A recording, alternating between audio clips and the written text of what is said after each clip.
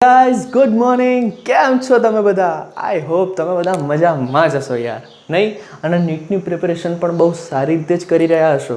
Okay, હવે જુઓ, ગઈકાલનું જે આપણું લેક્ચર હતું એમાં આપણે શું જોઈ ગયા હતા? એમાં આપણે જોઈ ગયા હતા કોષના પ્રકારો વિશે, બરાબર? તો આજે આપણે એ સમજવાનો ટ્રાય કરશું કે આદિકોષ કેન્દ્રિત સજીવો શું છે, બરાબર? એ આપણે આજે શીખવાનો પ્રયત્ન કરવા જઈ રહ્યા છીએ. તો સીટ બેલ્ટ બાંધી લો, કારણ કે તમારો ડ્રાઈવર તમને લઈ જવા તૈયાર છે આ કોર્સની મુસાફરી માટે. ક્લિયર થાય છે? બહુ સરસ. હવે જુઓ, આજનો જે આપણો ટોપિક છે એ છે આદિકોષ કેન્દ્રી, એટલે કે પ્રોકેરિયોટ્સ.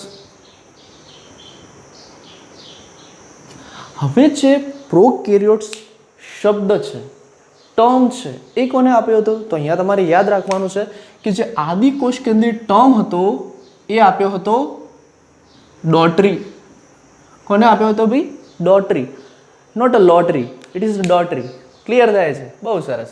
હવે સમજો, આદિકોષ કેન્દ્રીય સજીવોમાં પહેલાં તમારે એ સમજવાનું છે કે આમાં કોનો સમાવેશ થશે. તો એમાં તમારા બેક્ટેરિયાનો સમાવેશ થઈ જશે, માઇકોપ્લાઝમાનો સમાવેશ થઈ જશે, જોડે જોડે તમારા બ્લુ ગ્રીન આલ્ગી એટલે સાયનોબેક્ટેરિયા, જેને તમે પ્રકાશ સંશ્લેષી બેક્ટેરિયા પણ કહો છો, એમનો પણ સમાવેશ અહીંયા થઈ જશે. તો હું એમાં લખી દઉં કે એમાં કયા કયા મેમ્બર્સનો સમાવેશ થાય છે. જુઓ, એક તમારા આવી ગયા બેક્ટેરિયા, બીજા તમારા આવી ગયા માઇકોપ્લાઝમા,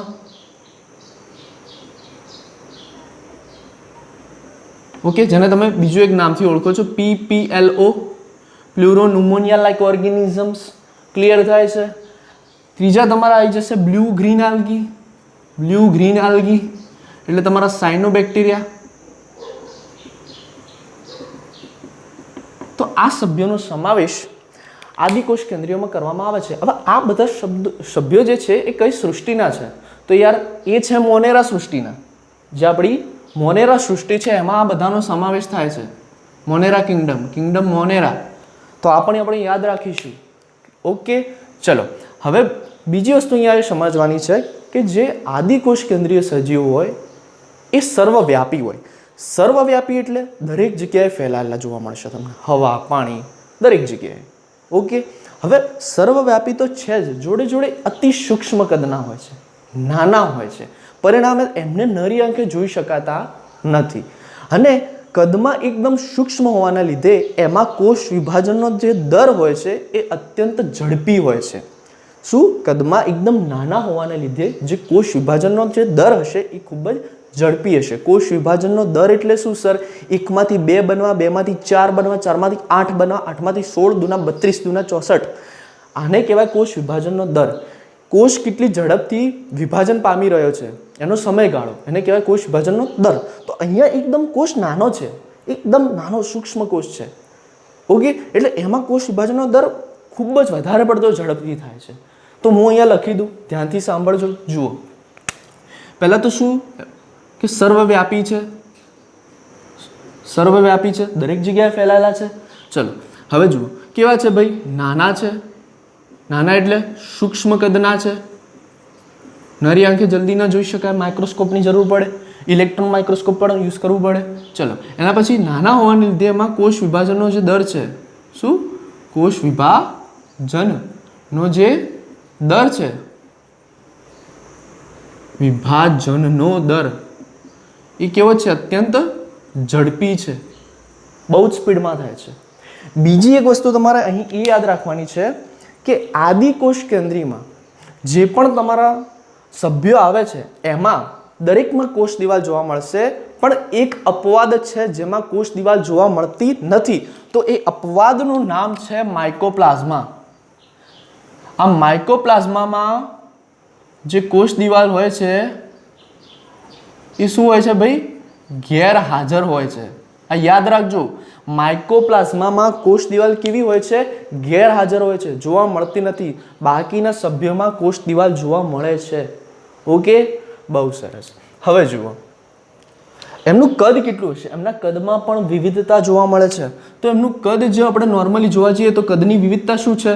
તો કે ભાઈ 0.2 થી 10 માઇક્રોનમાં 0.2 થી 10 માઇક્રોનના કદમાં એ શું ધરાવે છે?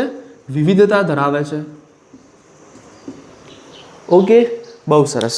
હવે એના આકાર વિશે જોઈએ કે કયા કયા પ્રકારના એમના આકાર હોઈ શકે, સ્ટ્રક્ચર શું હોઈ શકે, એમનું મોર્ફોલોજી કેવી હોઈ શકે. ક્લિયર થાય છે?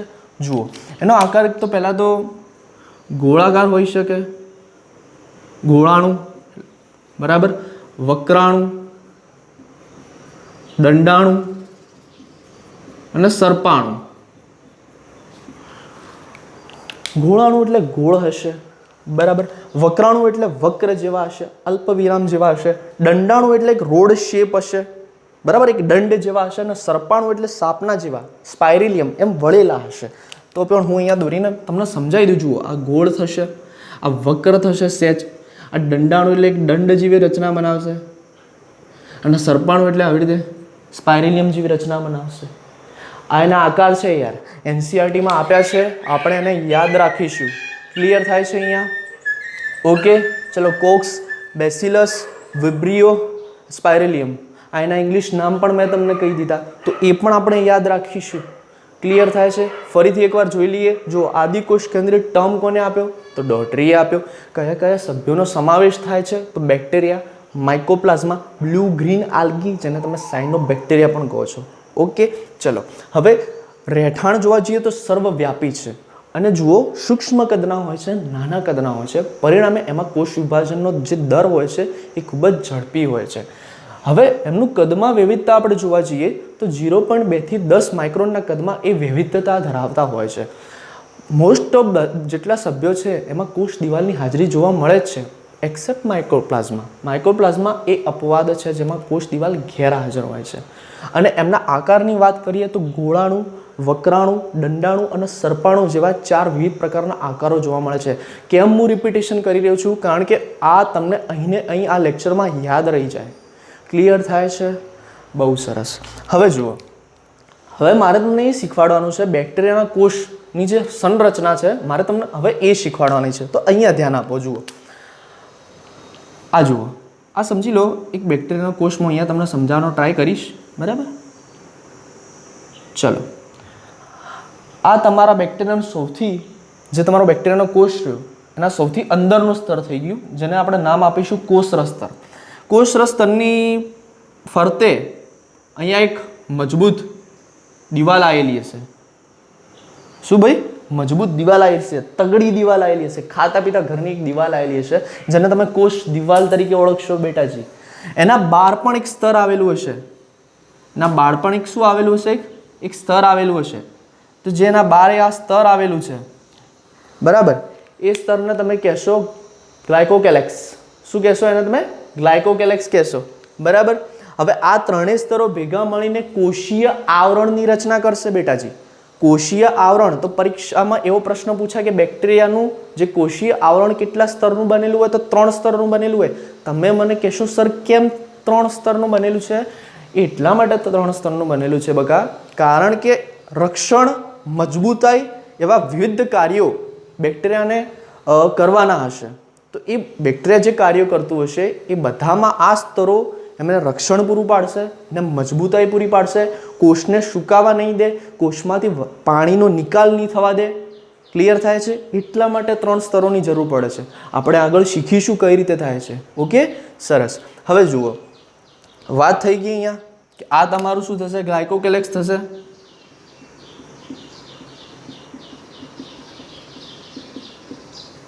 સૌથી બહારનું સ્તર ગ્લાયકોકેલેક્સ થઈ ગયું. મિડલ સ્તર ઉપર તમે જશો તો એ તમને જોવા મળશે કોષ દિવાલ. સૌથી અંદરનું સ્તર તમે જોવા જશો તો એ તમને જોવા મળશે કોષ રસપટલ. આટલે સુધી ક્લિયર થઈ ગયું બેટાજી? બહુ સરસ. હવે સમજો, અંદર જઈએ તો જુઓ, આગલા લેક્ચરમાં આપણે વાત થઈ ગઈ હતી કે એક વર્તુળાકાર સર્ક્યુલર શું આવેલું હશે? ડીએનએ આવેલું હશે. શું? વર્તુળાકાર સર્ક્યુલર,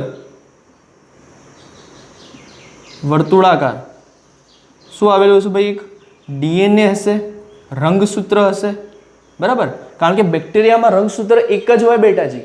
આપણામાં કેટલા રંગસૂત્રો આવેલા હોય? આપણામાં 46 રંગસૂત્રો આવેલા હોય. જોડ ગણવા જઈએ તો 23 જોડ રંગસૂત્રો આવેલા હોય. પરંતુ બેક્ટેરિયામાં એક જ રંગસૂત્ર આવેલું હશે જે સર્ક્યુલર હશે. અને આ રંગસૂત્રની ફરતે કોષ કેન્દ્ર પટલ શું છે? ગેરહાજર છે.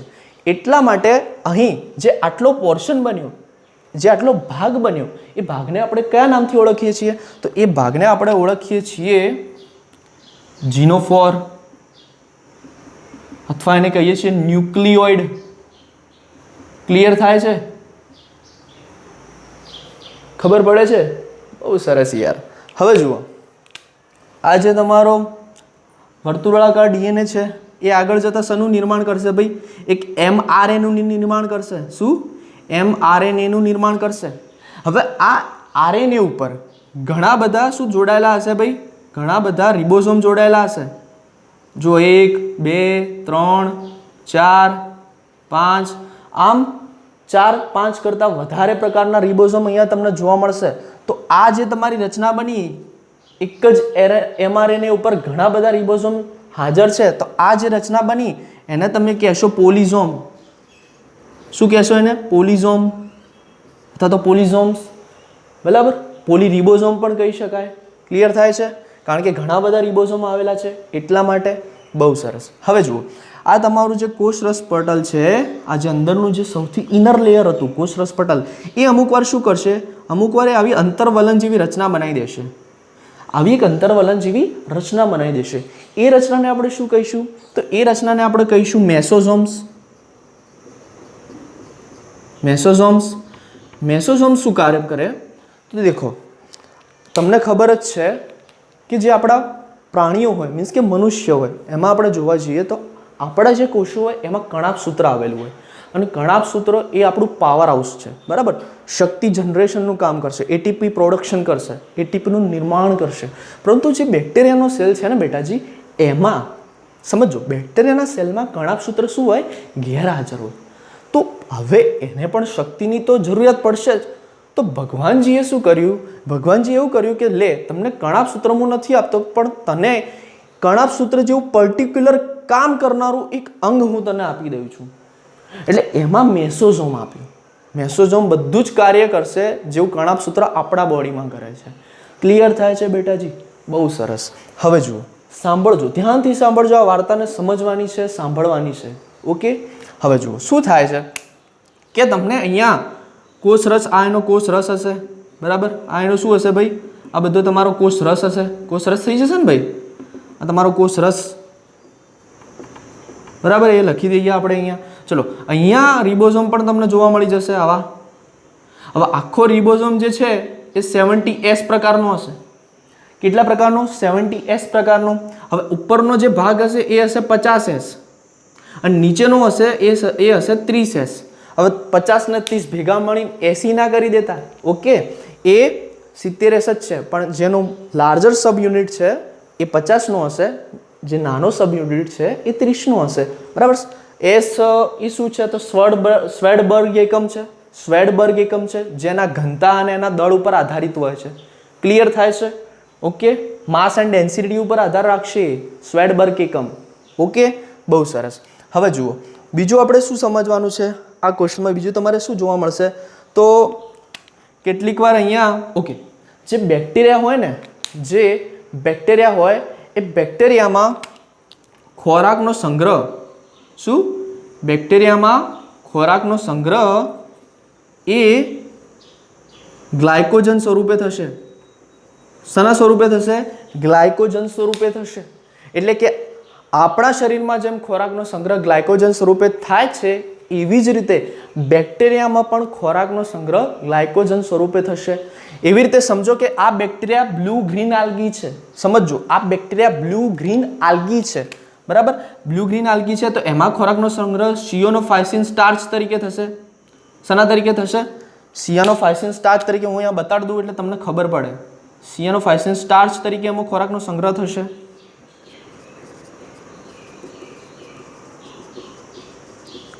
સ્ટાર્ચ. બરાબર? હવે આ જે અમુક બેક્ટેરિયા હોય એના ફોસ્ફેટના જે કણ હોય એનાથી પણ બહુ વધારે પડતો પ્રેમ હોય. જે આ ફોસ્ફેટના કણ જોશે ને, ગાંડા ગાંડા થઈ જશે. આપણે નથી થતા આપણા દોસ્તારોને ઘણા વર્ષો પછી મળીએ તો આપણે કેવા ઘેરા હરક પદુડા થઈ જઈએ. એક નાનું બાળક હોય અને નાના બાળકને જ્યારે આપણે રમાડવા જઈએ ત્યારે આપણે પણ પોતે એક નાના બાળક બનીને કેવું હરક પદુડા થઈને રમાડીએ. તો આ પણ એવું છે, ફોસ્ફેટના કણો એના આજુબાજુમાં જો એને જોવા મળશે ને બેટાજી તો એ હરક પદુડો થઈ જશે અને તરત જ ફોસ્ફેટના કણોને શું કરશે, અંદર બોલાવી લેશે. તો જુઓ અહીંયા હું તમારા અમુક ફોસ્ફેટના કણો બતાવી દઉં, સમજી લો. ધારો કે આ રહ્યા, તો આ તમારા થઈ જશે ફોસ્ફેટ ગ્રેન્યુઅલ. શું થઈ જશે? આ તમારા ફોસ્ફેટ ગ્રેન્યુઅલ્સ,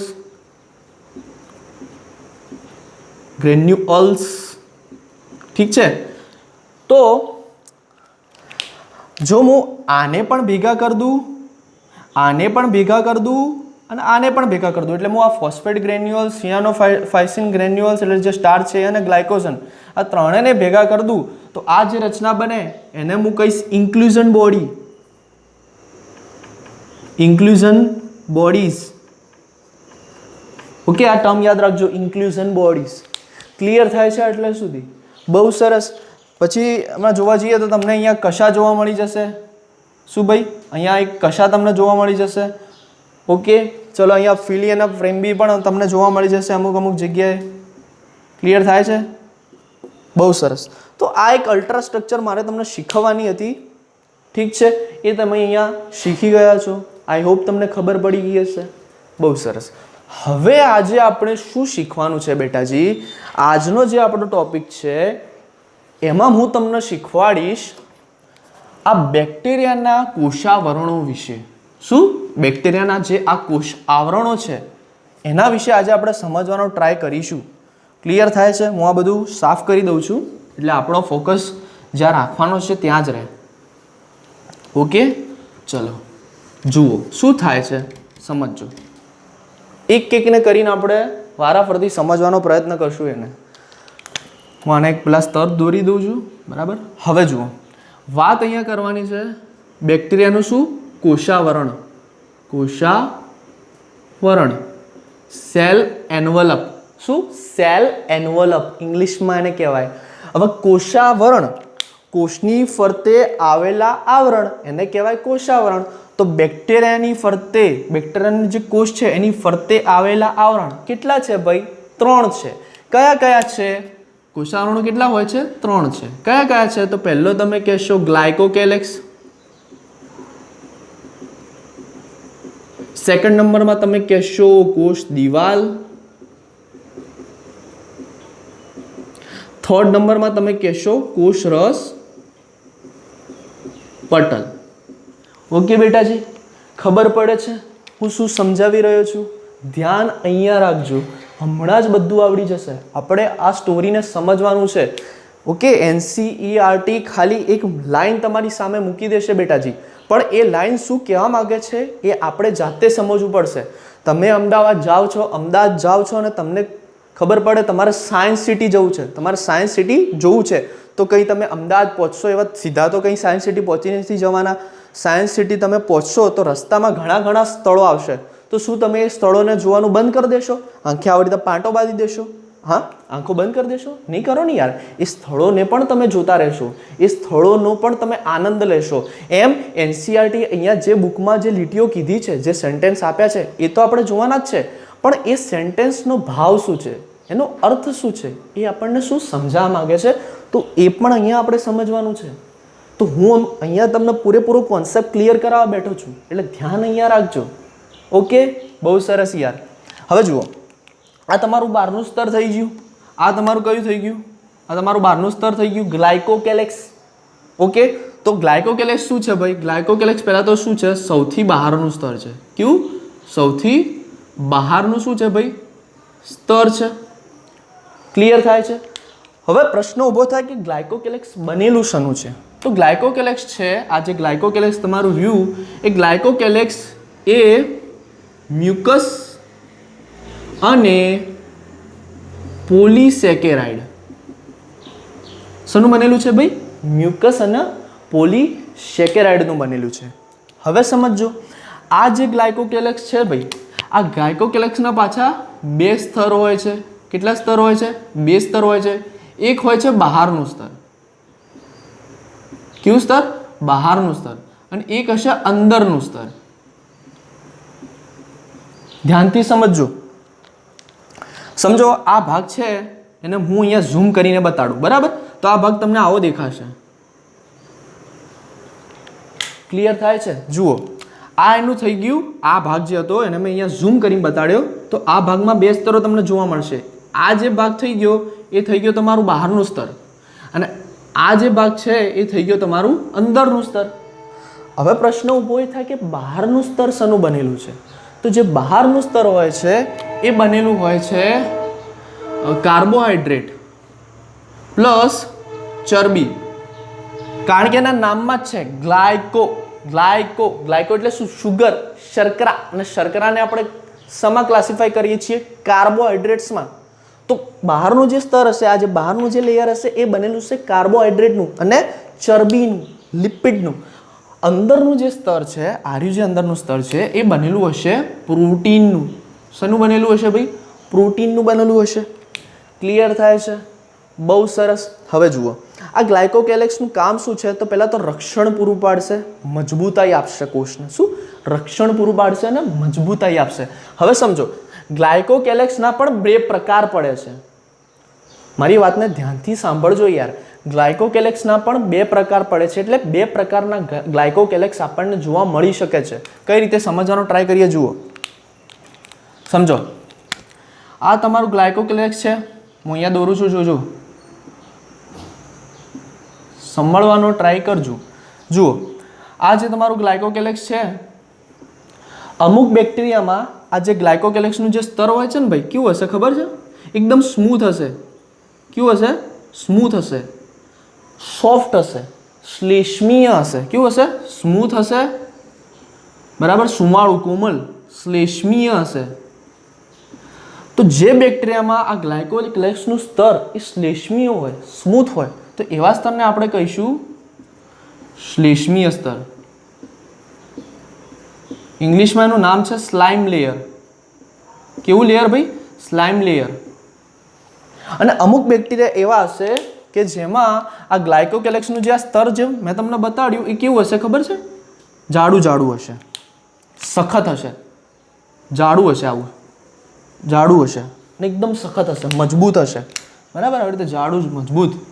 તો એ સ્તરને શું કહેશો તમે? એ સ્તરને તમે કહેશો કેપ્સ્યુલ. શું કહેશો એને? કેપ્સ્યુલ. આ ગ્લાયકોકેલેક્સનું જે સ્તર એ જાડું હશે, એકદમ સખત હશે, તો એવા સ્તરને તમે કહેશો કેપ્સ્યુલ. પણ આ બેક્ટેરિયાનું જે સ્તર એકદમ નરમ હશે, શ્લેષ્મીય હશે, શ્લેષ્મ ધરાવતો હશે એની સપાટી ઉપર, તો એને તમે કહેશો શ્લેષ્મીય સ્તર. ક્લિયર થાય છે બેટાજી? બહુ સરસ. હવે શ્લેષ્મીય સ્તર શું કામ કરશે એ આપણે યાદ રાખીશું. જે શ્લેષ્મીય સ્તર હશે એનું કાર્ય શું હશે? તો એનું કાર્ય એ છે કે જે બેક્ટેરિયાનો કોષ છે ને એમાંથી એ પાણી ગુમાવા નહીં દે. શું? પાણી ગુમાવા નહીં દે, બરાબર? ડિહાઇડ્રેશન નહીં થવા દે, પાણીને બહાર નહીં જવા દે, પાણીને અંદર સંગ્રહી રાખવાનો એ રહ્યો કાર્ય કરશે, પાણીને બહાર નહીં જવા દે.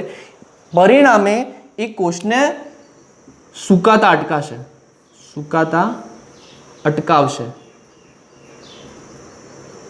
હે ને? જેમ કે કોઈ વનસ્પતિ હોય, ઠીક છે, એને યોગ્ય પ્રમાણમાં, પૂરતા પ્રમાણમાં પાણી મળે, પણ અમુક વાર શું થતું હોય કે પાણીનો સંગ્રહ એમાં ના થઈ જતો હોય, તો એ છોડ સુકાઈ જતો હોય. બીજી કન્ડિશનમાં કે છોડ છે, તમે વાવેલો છે, પણ તમે 5-10 દિવસથી એને પાણી જ નથી આપી રહ્યા, તો એ પણ શું થાય? સુકાઈ જવાનું ને. એટલે અહીંયા પણ શું થશે કે જે આ સ્લાઇમ લેયર હશે, જે શ્લેષ્મીય સ્તર હશે, એ બેક્ટેરિયાના કોષમાં જે પાણી રહેલું હશે એને બહાર નહીં જવા દે. પરિણામે બેક્ટેરિયાનો જે કોષ હશે ને ભાઈ, એ સુકાય નહીં. ક્લિયર થાય છે? ઓકે, ખબર પડે છે? આ કેપ્સ્યુલ શું કામ કરશે? તો એ પણ એક પ્રકારનું રક્ષણ આપવાનું કામ કરશે. ક્લિયર થાય છે? હવે જુઓ, જે બેક્ટેરિયામાં કેપ્સ્યુલ શું હોય સમજજો. જે બેક્ટેરિયામાં કેપ્સ્યુલ હાજર હોય એને કહેવાય કેપ્સ્યુલેટેડ બેક્ટેરિયા. કેપ્સ્યુલેટેડ બેક્ટેરિયા. જેમાં કેપ્સ્યુલ હાજર હશે ને સ્તર તરીકે, શ્લેષ્મીય સ્તરની કેપ્સ્યુલ જે બેક્ટેરિયામાં હાજર હશે એને કહેવાય કેપ્સ્યુલેટેડ બેક્ટેરિયા. અને જે બેક્ટેરિયામાં કેપ્સ્યુલ શું હશે ભાઈ? ગેરહાજર હશે, એનો મિનિંગ સ્લાઇમ લેયર હાજર હશે, તો એવા બેક્ટેરિયાને કહેવાશે non capsulated. Non capsulated bacteria. Clear થાય છે આટલા સુધી? હું ફરીથી તમને રિવાઇઝ કરાવું છું. ગ્લાયકોકેલેક્સ છે બરાબર, એ સૌથી બહારનું સ્તર છે જે મ્યુકસ અને પોલિસેકેરાઇડનું બનેલું છે. ઓકે ચલો હવે જુઓ, એના પાછા બે સ્તર હોય છે, એક બહારનું સ્તર, એક અંદરનું સ્તર. બહારનું જે સ્તર હશે એ કાર્બોહાઈડ્રેટ અને ચરબીનું બનેલું હશે. અંદરનું જે સ્તર હશે બેટાજી એ પ્રોટીનનું બનેલું હશે. હવે જુઓ, ગ્લાયકોકેલેક્સ શાનું બનેલું છે? તો ગ્લાયકોકેલેક્સ એ મ્યુકસ વત્તા પોલિસેકેરાઇડનું બનેલું છે. હવે ગ્લાયકોકેલેક્સના પણ આગળ જતા બે કેટેગરીમાં ભાગ પડે છે, એટલે બે પ્રકારના ગ્લાયકોકેલેક્સ આપણને જોવા મળે છે. એક હોય છે શ્લેષ્મીય સ્તર. એક એવો સ્તર હશે જે સ્મૂથ હશે, શ્લેષ્મીય હશે, તો એને તમે કહેશો શ્લેષ્મીય સ્તર. અને બીજું એક એવું પડ આવેલું હશે જે એકદમ મજબૂત હશે, સખત હશે, લાઈક અ બાહુબલી. ઠીક છે, તો એ સ્તરને તમે કહેશો કેપ્સ્યુલ. હવે શ્લેષ્મીય સ્તર શું કામ કરશે? કોષમાંથી પાણી ગુમાવવા નહીં દે, બરાબર, બચાવશે. એટલે કોષને સુકાવતા બચાવશે, હા, ડ્રાય કન્ડિશન નહીં આવવા દે. અને કેપ્સ્યુલ હશે એ પણ રક્ષણનું કામ કરશે. હવે કેપ્સ્યુલ જો હાજર હશે જે બેક્ટેરિયામાં એને કહેવાય છે કેપ્સ્યુલેટેડ બેક્ટેરિયા. જેમાં કેપ્સ્યુલ ગેરહાજર હશે એને કહેવાય છે નોન કેપ્સ્યુલેટેડ બેક્ટેરિયા. બેટાજી હવે સમજો, આ શ્લેષ્મીય સ્તર છે એ શાનું બનેલું હશે? તો શ્લેષ્મીય સ્તર બનેલું હશે, આ જે શ્લેષ્મીય સ્તર છે એ તમારું બનેલું હશે મ્યુકોપોલિસેકેરાઇડ. મ્યુકોપોલિસેકેરાઇડ બરાબર. અને જે તમારું કેપ્સ્યુલ છે એ બનેલું છે પોલિસેકેરાઇડ. શું? પોલિસેકેરાઇડ વત્તા D-glutamic acid. D-glutamic acid. Clear થાય છે? જે તમારું શ્લેષ્મીય સ્તર હશે એ બનેલું છે મ્યુકોપોલિસેકેરાઇડ. ઓકે, અને જે તમારું કેપ્સ્યુલ હશે એ બનેલું હશે પોલિસેકેરાઇડ વત્તા ડી-ગ્લુટામિક એસિડ. તો અહીંયા હાલ આપણું જે પહેલું સ્તર હતું ગ્લાયકોકેલેક્સનું એ અહીંયા આપણે પૂર્ણ કર્યું. ક્લિયર થઈ ગયું? બહુ સરસ. હવે જુઓ, આપણે બીજું સ્તર આગળ ભણવાના છીએ. ઓકે ચલો, એક સ્તર તો તમે શીખી ગયા. સ્નેપશોટ પાડવો હોય તો લઈ લો જલ્દી ફટાફટ. બહુ સરસ. હવે જુઓ, એક સ્તર તો તમે શીખી ગયા. ઓકે, બહુ સરસ યાર. હવે આપણે મિડલ પોર્શનની વાત કરવાના છીએ કે જે મિડલનું જે સ્તર છે, આપણું જે મિડલનું જે સ્તર છે એની વાત કરવાના છીએ. તો એના માટે મારે આ ફિગરને શું કરવી પડશે? રફ કરવી પડશે ને ભૂખી દેવી પડશે, કારણ કે થોડું આપણે એમાં વધારે થોડું સમજવાનો ટ્રાય કરશું, એટલે તમને તમારા બધા કોન્સેપ્ટ ક્લિયર થઈ જાય અને તમને સમજી શકો. બરાબર. હવે જુઓ શું થાય છે. સેકન્ડ વાત કરીએ આપણે. સમજો, સેકન્ડ જે સ્તર છે અહીંયા એક દોર દઉં છું હું. આ તમારું હતું સૌથી બહારનું સ્તર, એ તમારું કેપ્સ્યુલ. વચ્ચેનું જે સ્તર હતું એ તમારું હતું કોષ દિવાલ. અને અંદરનું જે સ્તર હતું એ તમારું કોષ રસપટલ. એકની વાત થઈ ગઈ. વાત હવે કરવાની છે આ સ્તરની. એ છે તમારી કોષ દિવાલ. ઓકે, સેલ વોલ ઇંગ્લિશમાં કહેવાય તો. હવે જુઓ, જે કોષ દિવાલ હોય છે એ શેની બનેલી હોય છે? તો કોષ દિવાલ જે હોય છે એ બનેલી હોય છે બેક્ટેરિયાની કોષ દિવાલ. સમજો, બેક્ટેરિયાની કોષ દિવાલ બનેલી હોય છે પેપ્ટાઇડોગ્લાયકેન અથવા પેપ્ટિડોગ્લાયકેન. પેપ્ટિડો બી કહેવાય, પેપ્ટાઇડોગ્લાયકેન, પેપ્ટિડોગ્લાયકેન બંને લખી દઉં છું કારણ કે કેટલીક રેફરન્સમાં અલગ અલગ આપેલું છે. ઠીક છે યાર? ઓકે ચલો. આનું એક બીજું પણ નામ છે. જેમ કે તમારા ઘરમાં તમારું નામ છે, ધારો કે તમારું નામ છે મિત, તો તમને બધા ઘરે ભોલું પણ કહે છે, સોસાયટીવાળા તમને સોનું કહે છે. એમ તમારા બે નામ થઈ ગયા ને ભાઈ. હે, ઘરમાં અલગ, સ્કૂલમાં અલગ અને સોસાયટીમાં અલગ. એવી રીતે આના પણ એક બીજા બે નામ છે, એ પણ આપણે યાદ રાખીશું યાર. પહેલું નામ તો પેપ્ટિડોગ્લાયકેન થઈ ગયું. બીજું નામ એનું છે મ્યુરિન. શું? મ્યુરિન. કોષ દિવાલે મ્યુરિનની પણ બનેલી હોય. ત્રીજું નામ છે મ્યુકોપેપ્ટાઇડ. મ્યુકોપેપ્ટાઇડ. તો પરીક્ષામાં એવો પ્રશ્ન પૂછાય કે બેક્ટેરિયાની કોષ દિવાલ શેની બનેલી છે? જો તમને એમાં પેપ્ટાઇડોગ્લાયકેન ઓપ્શન ન દેખાય, મ્યુરિન દેખાય તો મ્યુરિન પણ સાચું છે, મ્યુકોપેપ્ટાઇડ દેખાય તો મ્યુકોપેપ્ટાઇડ પણ સાચું જ છે. ક્લિયર થાય છે? બહુ સરસ. હવે જુઓ, આ જે પેપ્ટિડોગ્લાયકેન છે ને ભાઈ, ધ્યાન અહીંયા આપજો. પેપ્ટિડોગ્લાયકેન હું શું પાડું છું ભાઈ? છૂટી સંધિ છૂટી પાડું છું. એને બ્રેકડાઉન કરું છું તો મને અહીંયા બે શબ્દો મળશે. એક હશે પેપ્ટાઇડ, એક મને મળ્યો પેપ્ટાઇડ, બીજો શું મળ્યો મને?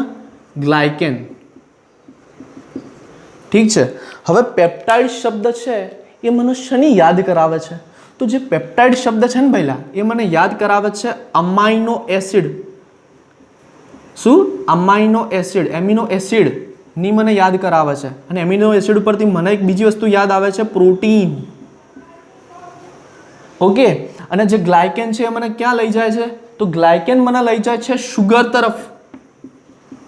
શુગર એટલે તમારી શર્કરા. ઓકે, ચલો બહુ સરસ. હવે સમજો, એમિનો એસિડ ભેગા મળીને શેનું નિર્માણ કરે? તો એમિનો એસિડ ભેગા કરીને પ્રોટીનનું નિર્માણ કરે. સમજો, ધારો કે હું એક એક્ઝામ્પલ આપું, અહીંયા સમજવાનો ટ્રાય કરજો.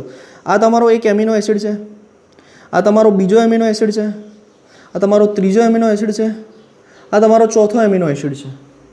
હવે આ ચાર સમજી લો, એક એક્ઝામ્પલ કહું છું. આ ચાર એમિનો એસિડે સંયુક્ત રીતે ભેગા મળીને પ્રોટીનનું નિર્માણ કર્યું. બરાબર? શેનું નિર્માણ કર્યું ભાઈ? પ્રોટીન. તો આ આખો જે અણુ બન્યો એ બન્યો તમારો પ્રોટીનનો. તો આ ચારે ચાર એમિનો એસિડ વચ્ચે અહીંયા જે તમને બંધ જોવા મળે છે, આ બંધ, આ બંધ, આ બંધ, તો એ બંધને તમે શું કહેશો? તો એ બંધને તમે કહેશો પેપ્ટાઇડ બંધ. હે ને? એમિનો એસિડના અણુ વચ્ચે જે બંધ રચાય ને એને તમે કહો છો પેપ્ટાઇડ બંધ. ઓકે, ક્લિયર થાય છે?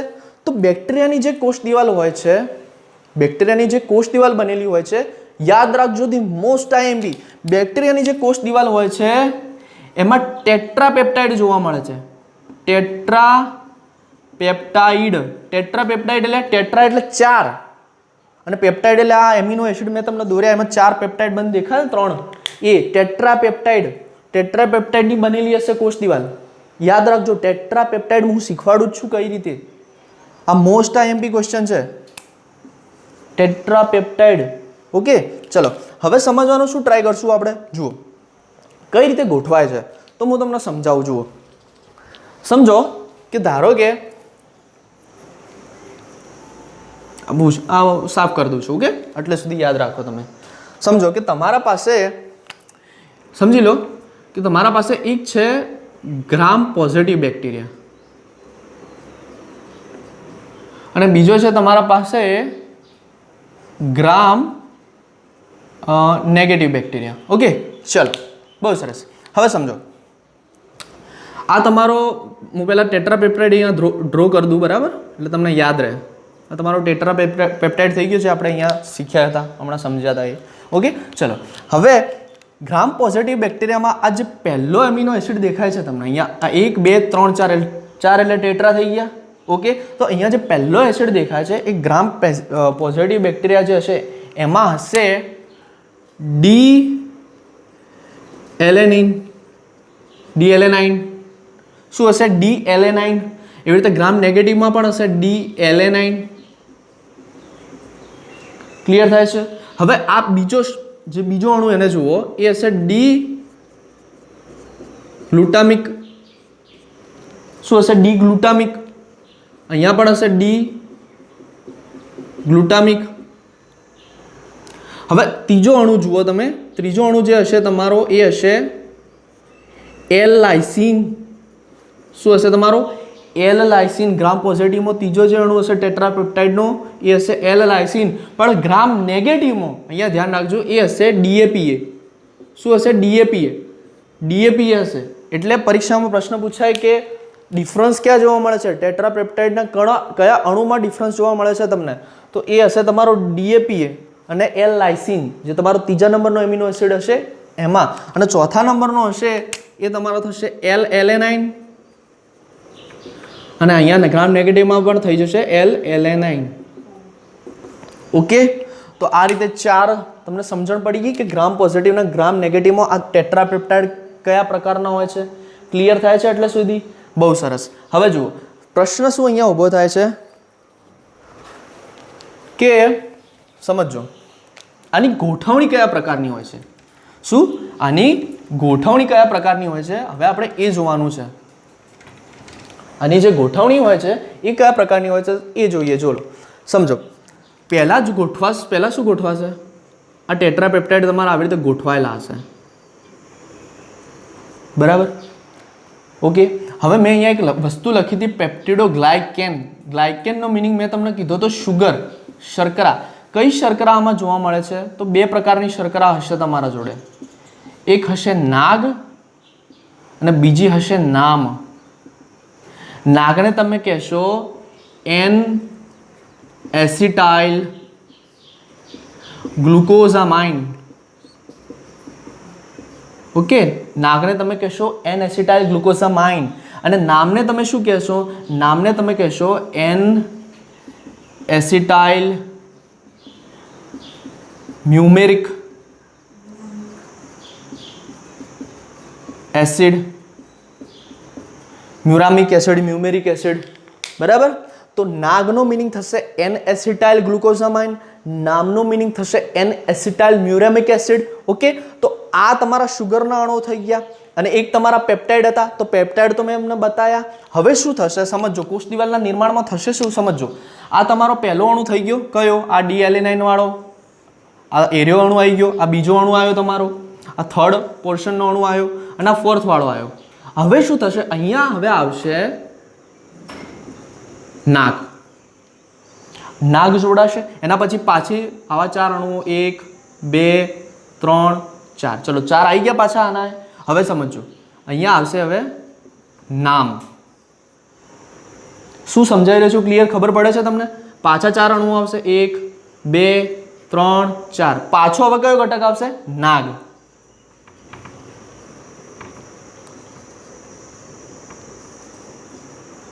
પાછા અહીંયા ચાલુ થશે. એટલે તમે સમજો અલ્ટરનેટિંગ ચાલુ છે જોડાણ. પહેલા ટેટ્રાપેપ્ટાઇડ આવશે, પછી નાગનો અણુ આવશે, પાછા ટેટ્રાપેપ્ટાઇડ આવશે, પછી પાછો નામનો અણુ આવશે, પાછા ટેટ્રાપેપ્ટાઇડ આવશે, નાગ આવશે. એવી રીતે અલ્ટરનેટિવ ફોર્મમાં એક પછી એક અણુઓ આવે જશે. તો આ ટેટ્રાપેપ્ટાઇડ અને નાગ, આ જુઓ, ટેટ્રાપેપ્ટાઇડ અને નાગ વચ્ચે જે બંધ બન્યો અને ટેટ્રાપેપ્ટાઇડ અને નામ વચ્ચે જે બંધ બન્યો એ યાદ રાખવાનો છે. એ બંધનું નામ છે 1,4-બીટા ગ્લાયકોસિડિક બોન્ડ. શું? 1,4-બીટા ગ્લાયકોસિડિક બોન્ડ. ઓકે, અને પરીક્ષામાં જો એમ પ્રશ્ન પૂછાય કે કોષ દિવાલ જે હોય છે બેક્ટેરિયાનો, તો એમાં કયા પ્રકારનું જોડાણ જોવા મળે છે? તો યાદ રાખજો 1,4-બીટા ગ્લાયકોસિડિક બોન્ડ ક્રોસ લિંકિંગ. શું? ક્રોસ લિંકિંગ જોવા મળે છે, ક્રોસ લિંકેજ જોવા મળે છે. ઓકે, ક્લિયર થાય છે એટલા સુધી? ખબર પડે છે? બહુ સરસ. હવે જુઓ, વાત અહીંયા હવે એ કરવાની છે કે એક વૈજ્ઞાનિક હતા જેમનું નામ હતું હેનરી ક્રિશ્ચિયન ગ્રામ. શું નામ હતું એમનું? હેનરી ક્રિશ્ચિયન ગ્રામ. તો એ ગ્રામ નામના વૈજ્ઞાનિકે એક ગ્રામ અભિરંજક પદ્ધતિ શું કરી હતું ભાઈ? વિકસાવી હતી. નામ યાદ રાખજો, હેનરી ક્રિશ્ચિયન ગ્રામ. ઓકે, એને શું કર્યું હતું ભાઈ? ગ્રામ અભિરંજક પદ્ધતિ, ગ્રામ અભિરંજક પદ્ધતિ શું કરી હતી? વિકસાવી હતી. ઓકે, હવે ગ્રામ અભિરંજક પદ્ધતિ કેમ વિકસાવી? કારણ કે બેક્ટેરિયાના ટાઈપ જોવા મળે છે કે આ બેક્ટેરિયા કયા પ્રકારનો છે, ગ્રામ પોઝિટિવ છે કે ગ્રામ નેગેટિવ છે, એ કઈ રીતે ખબર પડે? તો એના માટે એને આ ટેકનિક શું કરી હતી ભાઈ? વિકસાવી હતી. હવે આપણે એમાં સમજીએ. જુઓ, થાય છે શું કે એને બે પ્રકારના બેક્ટેરિયા લીધા.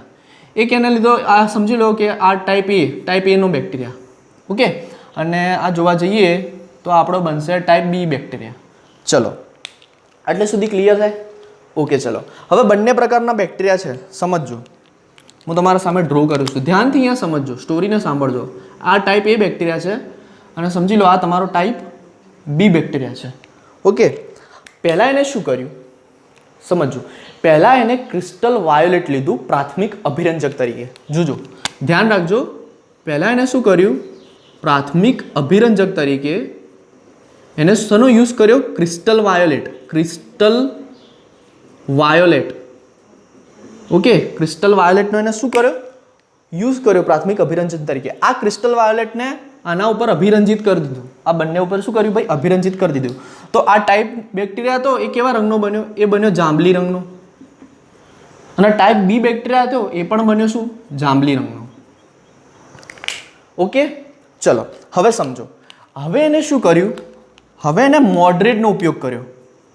શેનો? મોડરેટ. અને મોડરેટ તરીકે એને શું લીધું? મોડરેટ તરીકે એને લીધું 0.5% આયોડીન. શું લીધું ભાઈ? 0.5% આયોડિન લીધું. મોડરેટ શું કરશે કે જે તમે અભિરંજક વાપર્યો હશે, યુઝ કર્યો હશે, તો એની સ્ટેનને થોડી મજબૂત કરશે, થોડી ફિક્સ કરવાનો ટ્રાય કરશે. તો એ મોડરેટ હતો 0.5% આયોડિન. ક્લિયર થાય છે? સમજણ પડે છે? તો આ બેક્ટેરિયાનો રંગ પણ જાંબલી જ રહી ગયો, એટલે થોડો ફિક્સ જેવો થઈ ગયો, અને આમાં પણ થોડો શું થઈ ગયો? ફિક્સ જેવો. એટલે બંનેના રંગ તો જાંબલી જ રહ્યા. હવે એને શું કર્યું?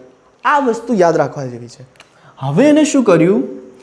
હવે એને ઓર્ગેનિક સોલ્વન્ટ લીધા. શું લીધા? Organic solvent. બરાબર. ઓર્ગેનિક સોલ્વન્ટ તરીકે એને યુઝ કર્યો ઇથેનોલ અથવા આલ્કોહોલ. બંનેમાંથી તમને જે યોગ્ય લાગે તમે યુઝ કરી શકો છો. એને શું કર્યું? ઓર્ગેનિક સોલ્વન્ટ લીધા. ઓર્ગેનિક સોલ્વન્ટને એને આ બંને ઉપર અભિરંજિત કર્યા. ઓકે. અને અભિરંજિત કર્યા બાદ એને પાણીથી વોશ કરી દીધા. પાણીથી શું કર્યા? વોશ કર્યા, ધોઈ નાખ્યા. હવે શું થયું કે જે આ જાંબલી ટાઈપ એ બેક્ટેરિયા હતો એનો રંગ તો જાંબલી જ રહ્યો, પરંતુ આ જે ટાઈપ બી બેક્ટેરિયા હતો એના પરથી જાંબલી રંગનું જે લેયર હતું ને, જે આપણું અભિરંજક હતું, સ્ટેન હતું ક્રિસ્ટલ વાયર, જે જાંબલી રંગની એની પરત બનાવતી હતી, એ ગાયબ થઈ ગઈ. એટલે બેક્ટેરિયા કેવો થઈ ગયો? રંગવિહીન થઈ ગયો. શું થઈ ગયો ભાઈ? રંગવિહીન થઈ ગયો. ઓકે. લાસ્ટમાં એને શું કર્યું કે લાસ્ટમાં એને છેલ્લો એક અભિરંજક વાપર્યો. એનું નામ હતું સેફ્રેલિન. ઓકે. તો સેફ્રેલિન જ્યારે વાપર્યો ત્યારે આ બેક્ટેરિયા ઉપર કોઈ જ અસર ના થઈ, એ તો જાંબલી રંગનો જ રહ્યો. પરંતુ જે ટાઈપ બી બેક્ટેરિયા હતો એ થઈ ગયો તમારા ગુલાબી રંગનો. ઓરિજિનલમાં જોવા જઈએ તો જે તમારું શું હોય છે, જે તમારો બેક્ટેરિયા, જે તમારું સેફ્રેલિન અભિરંજક છે ને ભાઈ, એ થોડા ઓરેન્જ કલરનું આવે છે. અને જ્યારે એ બેક્ટેરિયાના સ્ટેન ઉપર, મીન્સ કે તમે બેક્ટેરિયાના જ્યારે તમે સ્ટેન કરો છો ત્યારે એના સ્તર થોડું એ રંગને એબ્ઝર્વ કરે છે, પરિણામે એ રંગ થોડો તમને પિંક જોવા મળે છે. ઓકે. તો પિંક એટલે ગુલાબી રંગનો બની ગયો. એટલે જે બેક્ટેરિયા એ પોતાનો સ્તર જાળવી રાખે છે. ઓકે. આ ટાઈપ એ બેક્ટેરિયા દરેક આટલા બધા, મીન્સ કે આટલા બધી પદ્ધતિઓ કરી, આટલો એક આખો પ્રયોગ કર્યો, તો એમાં એનો રંગ કેવો રહ્યો? જાંબલી જ રહ્યો. સ્ટેન એને જાંબલી જાળવી રાખી. તો જે બેક્ટેરિયા એની સ્ટેન જાળવી રાખશે એને કહેવાશે ગ્રામ પોઝિટિવ. ઓકે. અને જે બેક્ટેરિયાની સ્ટેન ગુમાવી દેશે એને કહેવાશે ગ્રામ નેગેટિવ બેક્ટેરિયા. ક્લિયર થયું તમારા જોડે? સમજણ પડે છે? ક્લિયર થાય છે? બહુ સરસ. હવે આ પ્રયોગ ઉપરથી એને અમુક વસ્તુઓ તારવી. શું? આ પ્રયોગ ઉપરથી એને અમુક શું તારવી ભાઈ? વસ્તુઓ તારવી. અહીંયા એ વસ્તુ વિશે પણ આપણે યાદ રાખીશું યાર, બહુ ઇમ્પોર્ટન્ટ છે એ વસ્તુ, સમજજો. આમ હું લઈને જ આવ્યો છું એટલે ભૂસવાનું આપણે શું કહેવાય, થોડી અગવડ ના પડે. જુઓ એને શું કર્યું? કેટલાક તારણો એને તારવ્યા. શું? તારણો એને તારવ્યા. આ તારણોને ધ્યાનથી સમજજો. પહેલું તો તારણ એને એ તારવ્યું, સમજો, આ જેને ઓર્ગેનિક સોલ્વન્ટ જે એને વાપર્યા હતા, બરાબર, આ ઇથેનોલ આલ્કોહોલ વાપર્યો હતો, તો સમજો જે બેક્ટેરિયાની કોષ દિવાલમાં લિપિડનું પ્રમાણ કેવું હતું? વધારે હતું. સમજો, જે બેક્ટેરિયાની કોષ દિવાલમાં લિપિડનું પ્રમાણ કેવું હતું ભાઈ? વધારે હતું. એ કોષ દિવાલ શું થઈ? ઓગળી જશે આ ઓર્ગેનિક સોલ્વન્ટમાં, હે ને? કારણ કે ઓર્ગેનિક સોલ્વન્ટ એ ઇથેનોલ ને આલ્કોહોલ છે, અને જેમાં લિપિડ શું થાય? દ્રાવ્ય થઈ શકે, ચરબી એમાં દ્રાવ્ય થઈ શકે. એટલે આને શું કર્યું કે લિપિડ બી ટાઈપ ઉપર જેવું છે એ ટાઈપ ઉપર બી નાખ્યું. આ શું કર્યું? અને આલ્કોહોલ એ ટાઈપ ઉપર બી નાખ્યો અને બી ટાઈપ ઉપર બી નાખ્યો. એ ટાઈપ ઉપર નાખ્યો તો જાંબલી રંગ તો રહ્યો જ, પણ જ્યારે બી ટાઈપ ઉપર નાખ્યો એટલે શું થયું? એ રંગવિહીન થઈ ગયું. કેમ? કારણ કે એનું ઉપરનું જે સ્તર હતું એ મે બી લિપિડનું બનેલું હશે. તો લિપિડ આ ઓર્ગેનિક સોલ્વન્ટમાં શું થઈ ગયું ભાઈ? દ્રાવ્ય થઈ ગયું. એટલે કોષ દિવાલ એની ઓગળી ગઈ. આ એનું પહેલું તારણ એ હતું કે જે બેક્ટેરિયાની કોષ દિવાલમાં લિપિડ કન્ટેન્ટ વધારે હશે, ચરબીનું પ્રમાણ વધારે હશે, એ દિવાલ ઓર્ગેનિક સોલ્વન્ટમાં શું થશે છે ભાઈ? ઓગળી જશે.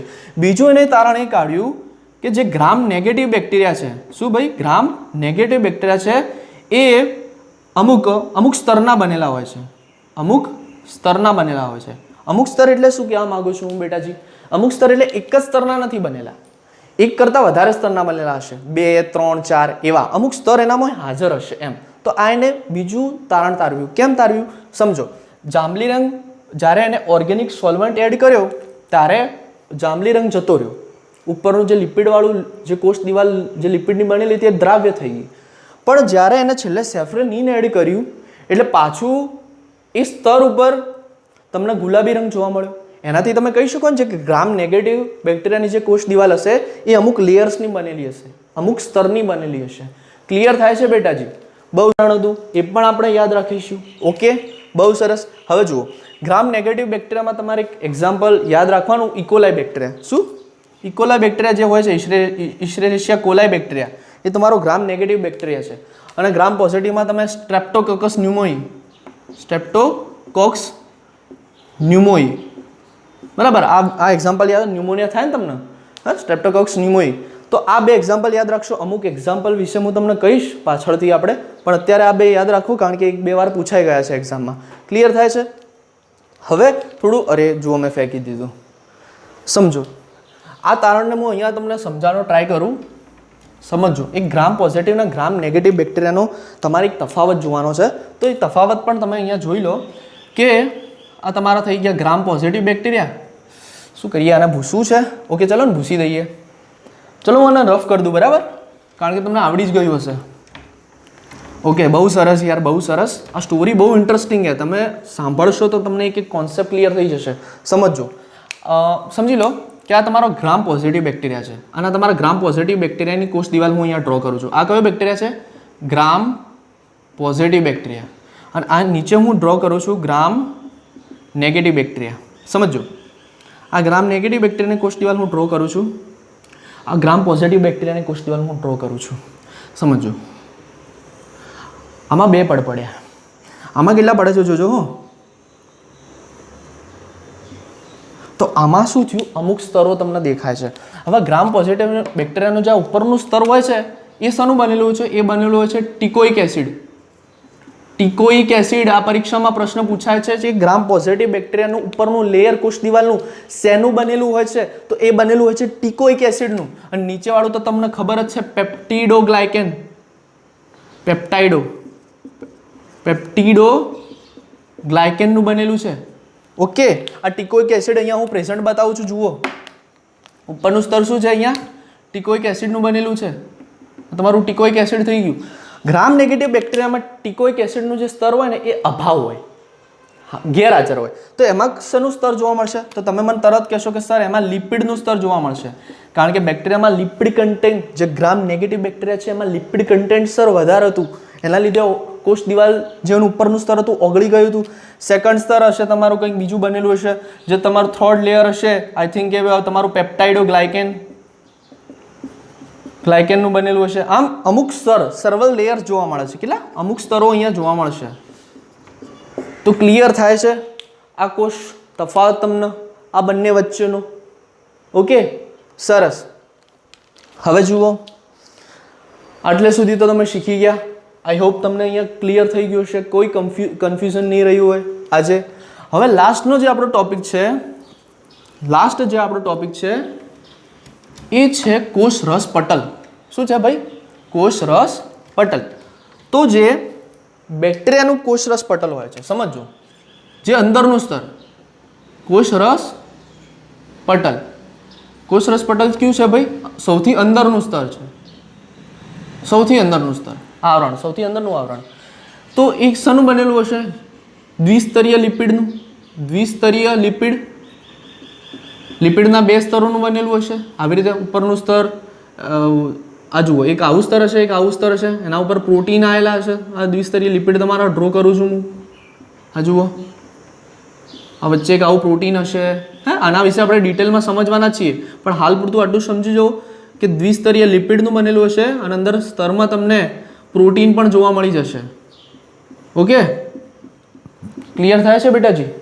બહુ સરસ યાર. ઓકે, બહુ સરસ. ચલો હવે જુઓ, દ્વિસ્તરીય લિપિડનું તો ખબર પડી ગઈ. હવે કોષરસ પટલ શું કરશે? કોષરસ પટલ, આ જેનું બેક્ટેરિયાનું કોષરસ પટલ, ધારો કે આ કોષરસ પટલ છે, તો આ કોષરસ પટલ આગળ જતાં મેં તમને સ્ટાર્ટિંગમાં જ કીધું હતું કે એક અંતરવલનથી એક રચના ઉત્પન્ન કરશે, જેને તમે કહેશો મેસોઝોમ્સ. આ મેસોઝોમ્સ એ બેક્ટેરિયાનું શું છે? Power house. કેમ પાવર હાઉસ? કારણ કે આ રહ્યું શું કરશે? શક્તિનું પ્રોડક્શન કરશે અને એટીપી જનરેટ કરવાનું કામ કરશે બેક્ટેરિયામાં. ક્લિયર થાય છે બેટાજી? બહુ સરસ. જોડે જોડે આ કોષરસ પટલ છે, એના જોડે શ્વસન માટેના ઓકે રેસ્પિરેશન માટેના કેટલાક ઉત્સેચકો પણ હાજર હોય છે. બરાબર, ઉત્સેચકો કોષરસ પટલ પણ ધરાવે છે, પણ મેઇન કામ જે ફંક્શન છે એટીપી પ્રોડક્શન માટેનું શક્તિકર એ મેસોઝોમ ધરાવશે. ઠીક છે. હવે કોષરસ પટલ બીજું શું કરશે? તો જ્યારે બેક્ટેરિયાનું કોષનું વિભાજન થવાનું હશે, શું? જ્યારે બેક્ટેરિયાના કોષનું કોષ વિભાજન થવાનું હશે ત્યારે આ કોષ દિવાલના નિર્માણમાં મદદ કરશે. શું? કોષ દિવાલના નિર્માણમાં પણ મદદ કરશે. ઓકે, જે સેલ વોલ ફોર્મેશન થઈ રહી છે આ બેક્ટેરિયાની, હા, પેપ્ટાઇડ ગ્લાયકોન વાળી ગ્રામ પોઝિટિવ ગ્રામ નેગેટિવ આપણે આગળ જે શીખ્યા એ, તો જ્યારે કોષ વિભાજન થવાનું હશે ત્યારે એ કોષ દિવાલના નિર્માણમાં પણ મદદ કરશે. બરાબર, મેસોઝોમ. ક્લિયર? આટલે સુધી ક્લિયર? તો ચલો આજનો આપણો ટોપિક છે એ આપણે અહીંયા જ પૂર્ણ કરીએ છીએ. બરાબર છે? તો આઈ હોપ તમને બધાને ખબર પડી જ ગઈ હશે યાર. બહુ ઇન્ટરેસ્ટિંગ ટોપિક હતો, થોડો લાંબો હતો, પણ તમને શીખવાની બહુ જ મજા આવી હશે, મને ખબર છે. ઓકે, તો આજનો આપણો ટોપિક અહીંયા પૂર્ણ થાય છે. બરાબર, તમને ટોપિકને રિલેટેડ કંઈ પણ ક્વેશ્ચન હોય તો કોમેન્ટ સેક્શનમાં કોમેન્ટ કરીને મને પૂછી શકો છો. મિત્રો, વિડીયો આખો જોજો યાર, વિડીયો આખો જોજો, લેક્ચર આખું અટેન્ડ કરજો, તમને સમજણ પડી જ જશે. ઓકે, ફરીથી કહું છું, એનસીઆરટી પણ મેં લીધેલી છે. જે ક્વેશ્ચન પૂછાઈ ગયા છે એના રિલેટેડ મેં થિયરી લીધેલી છે. ઓકે, અમુક રેફરન્સોને ભેગી કરીને આખું કોન્ટેન્ટ તૈયાર કરેલું છે, એટલે શાંતિથી સમજવાનો એને પ્રયત્ન કરજો, નોટ્સ બનાવતા રહેજો. કંઈ પણ ક્વેરી હોય મને કોન્ટેક્ટ કરો, હું તમને સમજાવીશ. ક્લિયર થાય છે? ત્યાં સુધી સેફ રહો, ઘરે વાંચતા રહો. બરાબર? ઓકે, અને વિડીયો ગમે હોય તો એને લાઈક કરો યાર, શેર કરો, આપણી ફેમિલી હજુ વધારે મોટી કરો બેટાજી. ઓકે, તો ચલો નેક્સ્ટ વિડીયોમાં મળીએ. ત્યાં સુધી ઘરે રહો, સેફ રહો.